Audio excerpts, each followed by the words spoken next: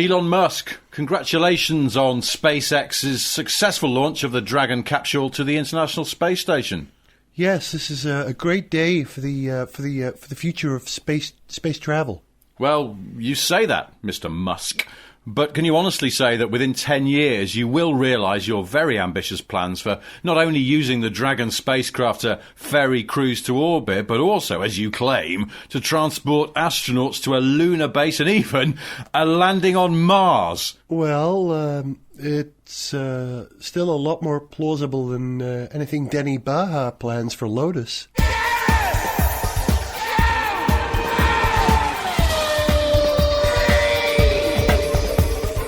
Hello, welcome to Gareth Jones on Speed. I'm Gary. He's Ricky. I've warned you. I've warned you once. And he's Paul. Hello. We're all sounding a bit hesitant, aren't we? Right, very unhappy already. If you ever want to upset the three of us, they are the names that you should use should you ever meet say us. That. Well, I'm We're self-aware of going to Le Mans in nothing. a few weeks, and we'll be arsing about the place, going, "Oh, look at us, we're from Gareth Jones on Speed," and people will be coming up, going, "Hello, Paul. Hello, Gary. Hello, Ricky." You. Hey! And is it Ricky, is it Gary, or is it Paul who's happiest about Williams' resurgence to form in the most recent Grand Prix back in Barcelona? Hey, it's probably Paul, that isn't could it? be a close one, actually. Seriously, I'm a honestly, bit serious. you're going to have to stop calling him Paul because it freaks me out. Yeah, you've confused the poor man. It's like when my colleague Jeremy Clarkson calls me Richard, because normally he just calls me Porter, because that's what a lot of people call me. Everyone calls me Porter. My wife calls me that. But and what do you call her? Mrs. Porter? Yes. Yeah, really weird. Yeah.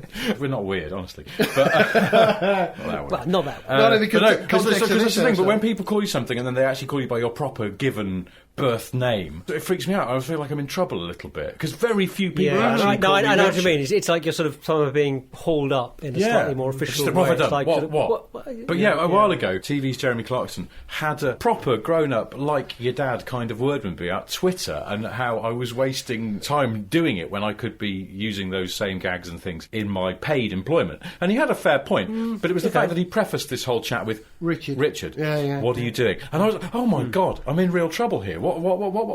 It's like me, when I talk to my children, I always use their full and proper titles if they're getting told off. Like, Noddy, Adolf, the two of you, are in big trouble. So kind of like the Marx Fabrice. Brothers, Yeah. That's your youngest, isn't it? Stratos. Yeah. So, Mr. Iverson, Maldonado. Yeah, Maldonado. How about that pasta? Pastor Who says he's a paid? We've all mentioned at some point that Williams were one of those few teams that actually still kind of remembers how to win. They do now. It was only the other week. Come back. It has been a while, but there aren't many teams who've actually won a championship as well as winning races. And even as a Williams fan, I think maybe one sort of felt that they were perhaps losing their grip on it more recently. I said that last year, it was so terrible. You did think, well, maybe it's just been too long. Maybe too many people have moved on. But still, in the DNA of the team, in the structure, in the memory of the team, the group memory, they know how to win. And Maldonado drove a beautiful race. He couldn't really have done a better job. Controlled the pace beautifully. Didn't make any mistakes.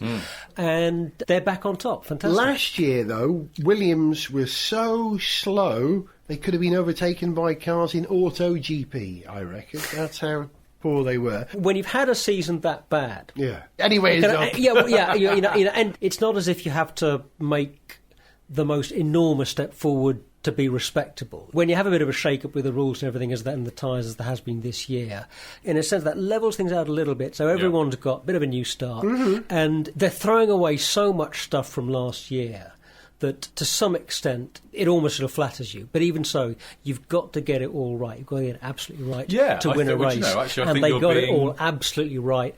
And also, they've got a good car. They've got a decent car. I think you're being unusually cruel on them, because in fact, you throw things away, it's then what you rebuild, and what you make that's new, and what you decide to keep that you can keep, that makes all the difference, and making intelligent choices and intelligently using the new regulations and whatever. And they seem to have, unusually for them in recent times, hit a sweet spot. I think often the aerodynamic side of things maybe has been a bit weak for them perhaps in the last couple of years. They've obviously got that right this year. This show will be sort of going out just before the Monaco Grand Prix. Yep. But you may be listening to it after that, in which case we could all look quite stupid. However, I saw somebody on Twitter today, and I agree with them, saying that Pastor Maldonado cannot be ruled out of doing well at Monaco because it is a track He's that gone he well then, knows very well and has done very well at. GP2 and GP27, I think he was in as well there. Yes. It can count for something. It Well, really can. at least he knows his way around, and he probably knows how close he can get to the barriers before the wheel anyone comes who's off. played any video game since the release of, I don't know, Super Monaco Grand Prix knows their way around Monaco. Super Monaco Do Grand you remember Prix? that? It was a No. Sega game. It seems like a bit of a one-note thing. Was it just one track? No, it was a whole season. Oh, right, Fuji okay. in there and everything. But it was called Super Monaco Grand Prix. Right. Drive the Monaco Grand Prix track.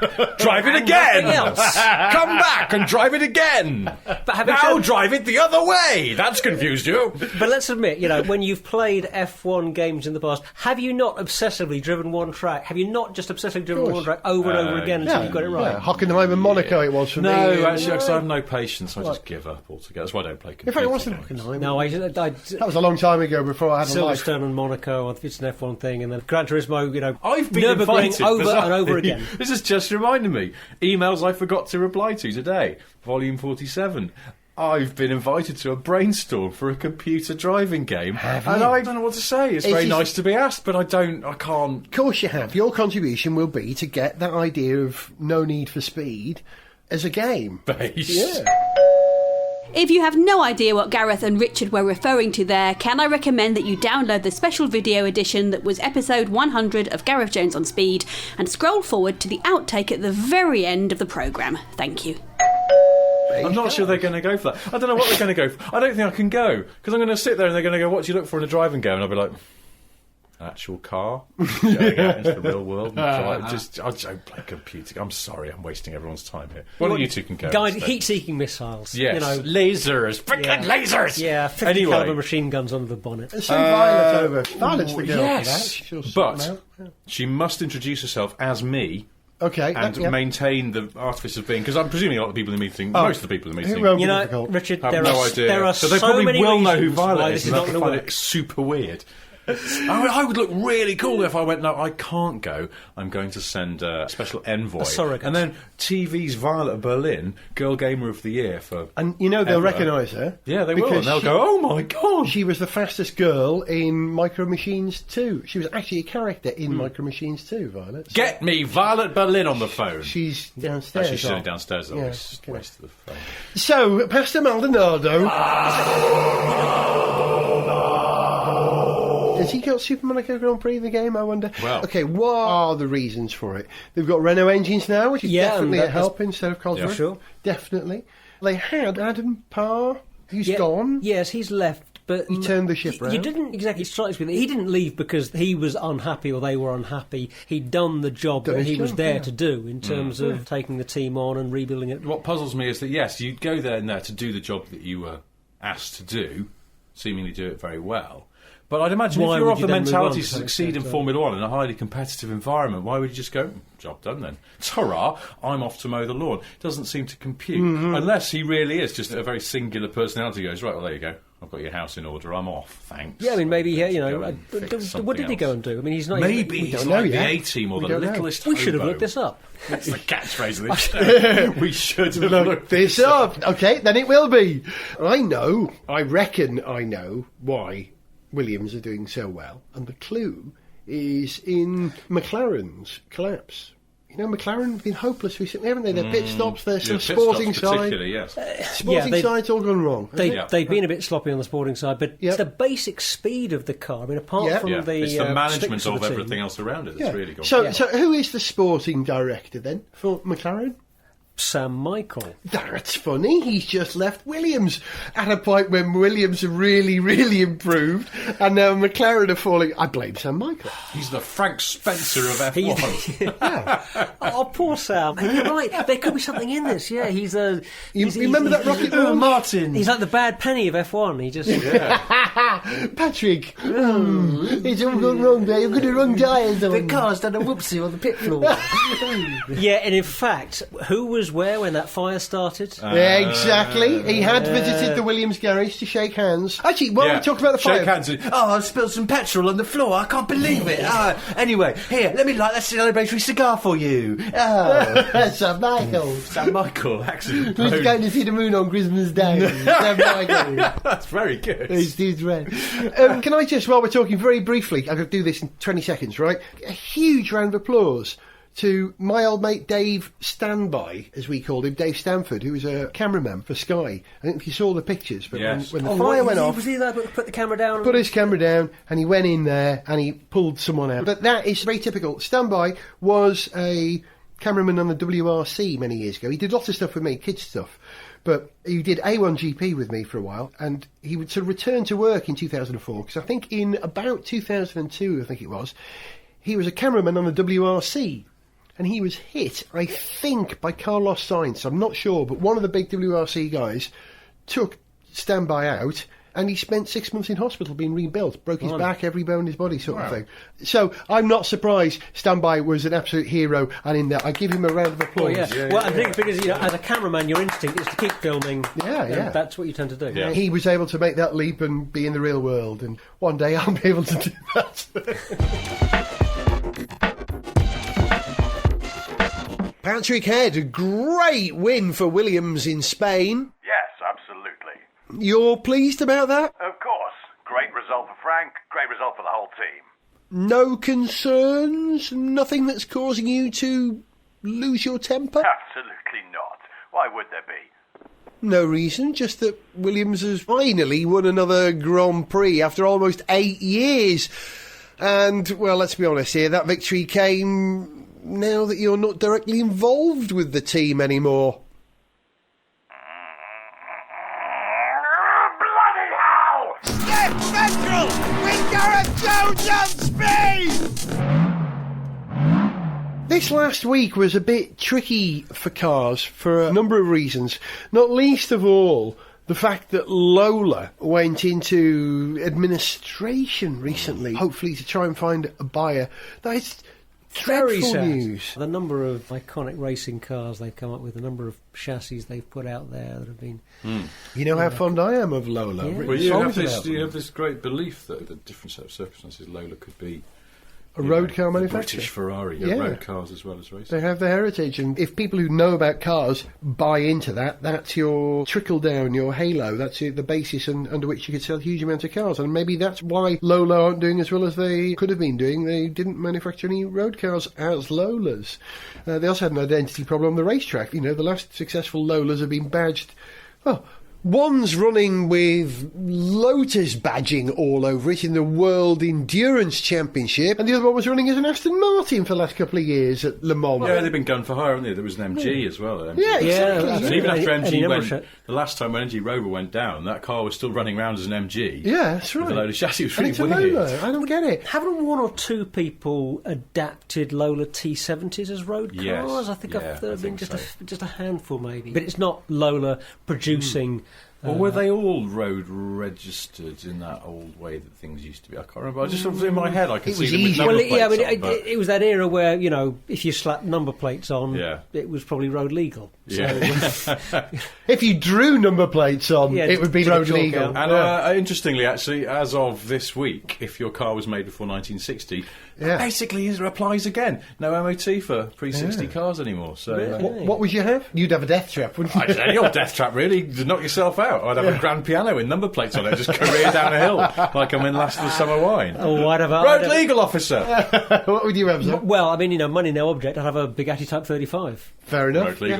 Yeah. I'd have a Mini. I think I'd have an original Mini. Yeah. Well, you're kind of limiting your choices there a little bit to 1 year of production. Did you see that Mini that was basically scrap, sold at auction for 40 grand? No. Yeah. Well, I know, Well, because that's was it Richard the last Bremner, one who's a mate of mine. Oh, no, it was the originality, wasn't it? It was the fact that it had done Whoa, hang on, 70 tell me. miles. What happened? I Yeah. don't know this. Richard Bremner and 2 or 3 other people got together and they bought a while ago I think 6th or 7th Mini ever made, but it was, as Minis of that age often are, pretty rotten, and they were then in this dilemma: do they meticulously restore it, or do they just leave it be because At some point, that's some other what crazy it is bunch of now. people And what would did come they along do? and Well, they left pay it more money be for it. because I think probably it would cost a fortune to restore, and it was sort of like, oh well, then we'll take away this sort of patina of age. But the thing is, there's a fine line between patina and basically rust. scrap and rust and rot and my foot's gone through the floor. But I think they left it for a while, and I don't know. I haven't spoken to Richard about this because I'm sure he gets asked about it all the time. But anyway, it went to auction, and they paid about 11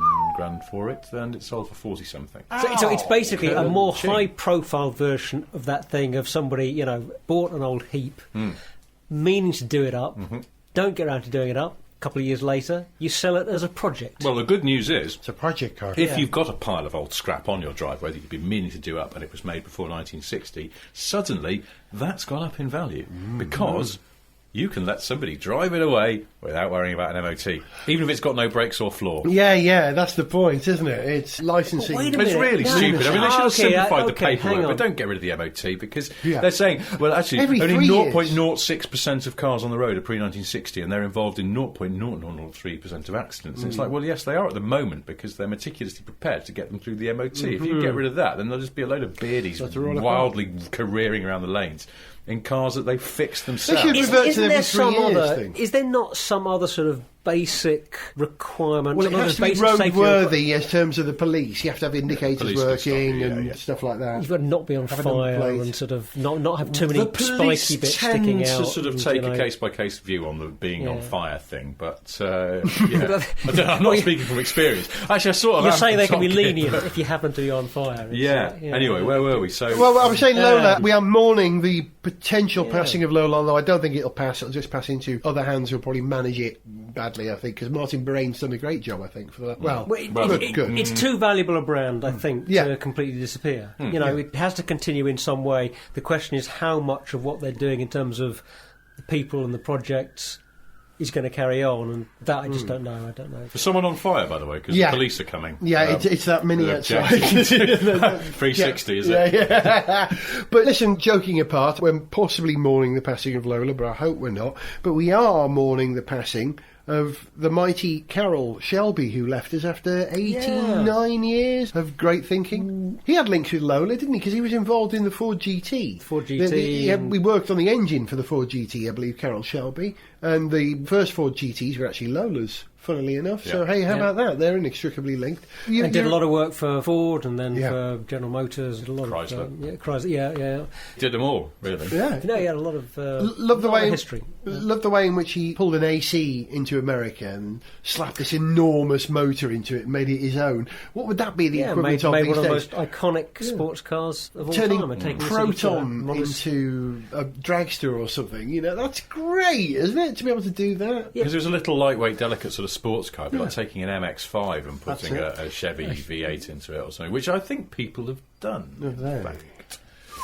Given the number of That's a scary MX-5s idea. out there, somebody's probably done something. It's eminently doable, isn't it? You can get an Yeah, MX-5 for 500 quid. What's And your then obviously, you could probably get the chassis plates or something built before 1960 and stick them on there, and you'd never have to have it MOT'd so that people wouldn't notice how rusty it was. What's your favourite Shelby then? The classic Cobra, I think, for me. yeah. It's just such a drop-dead gorgeous shape. The earlier ones are better. By the time it got sort of massively swollen in the 47 stuff, I kind of liked it. When the And I never wanted to wheel drive arches one. are kind of too crazy. Yeah, it's exactly. Too, that's a little bit. No, I liked it. Little The AC8 is windscreen. actually a very, very pretty little car. When Yeah. it was filled with. But also the AC Cobra in general is one of those cars that I like to observe from afar, but I have really no interest in driving one because I just think it would be horrid. A bit too scary. It's not even scary. I just think it'd be vile. I just think it'd be just cramped and hot. You'd like and to try it, stupid. though, wouldn't you? Well, all right, Of course yeah, I you would. Come on. I'm just being obtuse. Listen, Yes, I'd like to it's- try it, but I'd like to try it for a bit. Do you know what? It's and not then in give my it top back, then 10. give it back to the owner Yeah. and say, yes, that was amazing. Thanks for that, mate. Yeah. Bye. Best of luck. But it's not in my top 10 of cars I have to own. It's just not. I don't know why. It just isn't. It's wrong. There's nothing sophisticated about it, is it? No, I totally It's just, get that. it's a big engine in Sure. a simple car. I mean, people That's are- American. But it's the finest expression of that Yeah, I kind like of muscle brute cars, force but- approach. Maybe. And the thing is that it works because that brute force approach, I mean, it just does it so brutally and forcefully, I guess, but it's just wrapped in such a pretty, perfect body, and it just works. You can forgive it the flaws, because it's just... Well, yeah, if it didn't have the floors, maybe you'd be able to stop it by putting your feet on the ground as a last There you ditch go attempt. with your flaws. Jokes. Sorry. Carroll Shelby, wonderful man, all-American racer. In fact, he was involved in Dan Gurney's all-American races, wasn't he? But, you know, he has a flaw. Only because we love Carroll Shelby can we say this. He had a terrible flaw. Do you remember, I think it was about late 80s, 1989, the Dodge Lancer Shelby? Well, there was a Dodge Omni Shelby before that. Was there an in the early Omni Shelby 80s, as well? yeah. Put his name on a lot of things. He spent you know, the 'cause 80s doing a lot of Chrysler tat. Yeah. It was. Yeah, that's something. Yeah. Well, he did wheels for Saabs. He even did like a chili, a prepackaged like sort of chili mixture. Well, he went down the Paul Newman the Paul food Newman area, sort Yeah, of but thing. franchise. I don't know. I suppose the thing is, let's not judge the man till we know for sure that he did aftershave, and then we can say for certain that he sold out in the accepted Michael Schumacher kind of manner. But What would you call it? Mustang. I don't know. It'd just be called the great smell of horse. smell of man. Musk. Gasoline. Yeah, it probably is. It was just a small bottle of petrol, 5-star. Slap it on. Come on, burning rubber and petrol, you'd go for that. Just Don't Be a Pussy by Carroll Shelby. Drink it! Drink it now! Make you strong.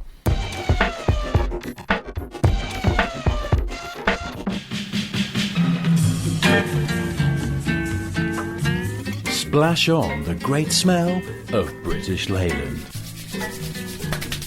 Ah! Jesus! That burns! The great smell of British Leyland. Terrific for pulling birds. Ooh, you smell damp. All the qualities of British Leyland in a bottle. Oh, crap, it's leaking. Everybody out! For the great smell of British Leyland. Sniff Petrol with Gareth Jones on speed! Hands up if you like Land Rovers. Yeah. Oh, this is radio, isn't it? I've done it again, haven't I? We've all got our hands up for But different really, reasons. I'm not The a funny big thing fan is of that we 4x4s, really as you all put know. our hands up. Oh, what do you which is- do, don't you? Anyway, come on. I used to drive around in a Series 1 that belonged to my friend Michael Cumming, who loaned it to me. When I moved into this house, I'd moved half of the stuff from the flat to this house in the back of a Series 1. And I always remember going around the Smithfield meat market at about 1 o'clock in the morning on an icy December. If you don't live in London, it really is a market that sells meat. It's not like in the sort of Newcastle sense where there's lots of orange girls. Side four-wheel drifting, that thing. Really? Oh. It's cobbly round there, isn't it? Yeah, exactly. Beautiful for that. I used to drive a Series 2 around the land that the family I lived with had some land, and we used to drive a Series 2 in the land. That was great. My first ever crash was in a Land Rover. Was it? Yeah, Really? yeah. When I Were you driving? Yeah, I was working on a farm over the summer, and I think I had a provisional license at that point, but not that I actually had any driving lessons. I was just sort of showing the basics of the controls, and yeah, because it was just on the farm's land, there was no problem with anything. But I kind of got a bit hung up going downhill on the whole changing gear thing, and I was concentrating so hard on the problem of changing gear that I completely missed the fact that I was driving off the road. And yeah, just ran it into a ditch, and that was my first crash. But it was Land Rover, it didn't damage it at all. No. Pulled it out with the tractor, all good. Rather than pulling a tractor out with a Land Rover, which is more often the case. Richard, you drove a Defender recently. Yeah. I haven't driven a Defender since that Series 2, I swear. Oh, well, you'd be in for a shock, so probably you'd find it quite Don't have civilised. those huge, long 1950s gear changes anymore. No, it's probably the same rod underneath, but they've sheathed it in a modern sort of plastic thing, and it has a 6-speed gearbox on it now. Wonders will never cease. And they've just changed it over the past sort of 6 months. They've just updated the engine again. It's now Euro 5 compliant. It had the 2.4 Ford diesel engine, which they're using the Transit. It's the same engine now, but it's a 2.2 litre version. Yes, it has more power. How can Well, Ford broadly do the same, this? Ouija but- board, these Well, yeah, but spirits? it's now Little better tweak here, emissions, little tweak there, make it more yeah. efficient. It's a fine, lusty, noisy, old-fashioned diesel engine. Unusually for a modern diesel, it has a single-mass flywheel, which is better for durability, and it does what it does. It's noisy, it's cramped, slow. It bounces around, and it's bloody brilliant. And- It's just one of the most lovable cars. And so you get into it, and I always do this. And I've driven Defenders a few times, sort of more modern ones, and you get in and you just go, well, this is all wrong. Always try and put the seat back, find it's as far back as it'll go. Yeah, yeah. Okay. We were shorter than legs on You're round. kind of you're a pretty tall guy. Try you know, and you're- move my right elbow and the doors there. Again, it's one of the things because of side impact regs that generally sort of seats have moved inboard and doors have sort of moved out. Everyone is a little bit further away from the sides of the car in a modern thing. And this is something that you say, right, what the just the door's in the way. And so you start, and he's like, well, this is hopeless, and the clutch is still very heavy, my one standards. You don't have to start it on paraffin anymore then. No, not well. I'll take a plug out and sort of or crank it with a handle on the front. I drove with a friend of mine. Sorry, I've just remembered something. I'm sorry. I'm so sorry to interrupt, but just remembered the Series 2 we used to drive, would never start. Yeah. So once you got it running, you left it running. You Yeah, couldn't turn it off. And there was a gate into the field that I would do. I would literally get the thing ticking over, run. We'd head up towards the gate. I'd jump out, go over to the gate, open the gate, jump back into the car. Well, the vehicle was still moving, still in gear, chucking along in first gear. It would creep and crawl. I thought you were going to say you do that thing if it's still cold and you don't want to use the choke or whatever. You just go and find a stone and leave it on the accelerator while you're out. Didn't even need to do that. So you got out of the car while it was in gear, and still moving. Yeah, and we continue to move. He's still with us today, so let's... it worked. Okay, I'm not... It's Wales, the rules are different there, physics rules. Sorry, you took yours to Wales? So some friends of mine are doing a big charity walk, this massive thing, crossed the Brecons, 54 miles in 24 hours. They didn't do it in 24 hours, they did it in 21 hours, 35 minutes. So they did a bloody brilliant effort. I was haranguing people for money on Twitter and Facebook and through Sniff Petrol and stuff like that, and I blagged this Land Rover as a support vehicle, because I wasn't walking, I was doing supporting, because I'm idle. And I rang Land Rover because I thought, well, Discovery would probably be good. Lots of seats, lots of space. And they said, oh, sorry, we haven't got Discovery free. We've got a Range Rover Sport or we've got a Defender. And it was a bit of a no-brainer because I was like, well, Defender, I mean, it'll be, yes, difficult going down the M4, but actually it's fine. It zings along. I mean, it's all about maintaining momentum and you're sitting up high so you can see what's coming. And people wave, don't they, when you go past them? Everyone loves a Defender. And I was with my friend Paul, and Paul, I'm sure he didn't think about it Paul for too long. went, this is interesting, this car, and he's sort of mildly interested in cars, but not much. And he said, with modern cars, they mould around you. This is interesting. This makes you mould around it. And he's right. You have to accept the driving position is unusual by modern That's standards. why you're it's not uncomfortable. You just have to get used to it. It has a refreshing basicness. Yeah, it's a totally honest car. More so than the Merc G-Wagon, which I've driven quite recently as well, which is the same sort of style of car, vertical, where you can still see all the rivets and stuff on the outside, but that they've put sat-nav and climate control on that, and in some ways it's a less sincere car because the Defender, which I will admit has now got electric windows and heated seats, and in some ways has become a bit of a pansy, but fundamentally it's still good, honest, simple car, and it was just great because it did everything that was required of it. Lots of room, and it was a good car to drive around the country because you could see over hedges and things, and I was never happier. I reckon the car that will replace that, the thing that we call the DC 100 now, they're going to struggle. They're going to have to keep this old one going for a very long time. Well, they can't be on 2015. Until they evolve the new one. They've reclassified it already as a commercial vehicle, which exempts it from certain regs, including not having airbags. They can't package those in their pedestrian safety regs and all these things. That will buy it until 2015. I think then there's some talk that maybe then they'll start making it in India and it'll be sold in other markets where the rules aren't so strict. The thing is, it's very easy for people like us because we like cars and we're prepared to adapt to something like the Defender, but I think that DC 100, yes, it might be based on the Freelander, is what I'm thinking, and they might do something else a bit more rugged based on something else for farmers and things like that. But the market for farmers in the UN is very small, and Toyota have got it sewn up around the world. So why bother competing with that sort of rugged, peacekeeping type thing? When I was driving around that Defender, people love the way it looks, and why not make something that looks like that and has that image of ruggedness, but that will sell to people who live in Sevenoaks and maybe it's just kind of had its time in a way. I just think it's great, and we love it. But the truth is, if you love it like we love it, well, the Defenders last forever for the most part, so just go and buy a second-hand one and enjoy it because it is terrific. They're very lovable things, but for normal people who aren't so into cars and just want to drive to the shops in it, well, they would probably be happy with something that's basically an Evoque but with a roughy-tufty outside. But did you see the Lego celebration of the Defender that somebody had put together recently? Well, I think I saw it because you sent it to me, very good. Did you have a proper look at the video? Because the thing is... What scale is it? It's completely built out of Lego. I think it weighs about 3 kilos. So that gives you an idea. And there's about maybe 2,500 Lego bricks elements in. So it's a fairly 1/8 scale, 1/6 scale, something like that. And the thing that blew me away is take a first look at it, and it looks right. It looks amazing. The proportions are all right. Even the wheels are just right in proportion. You think, well, that's a cracking Lego model of a Defender.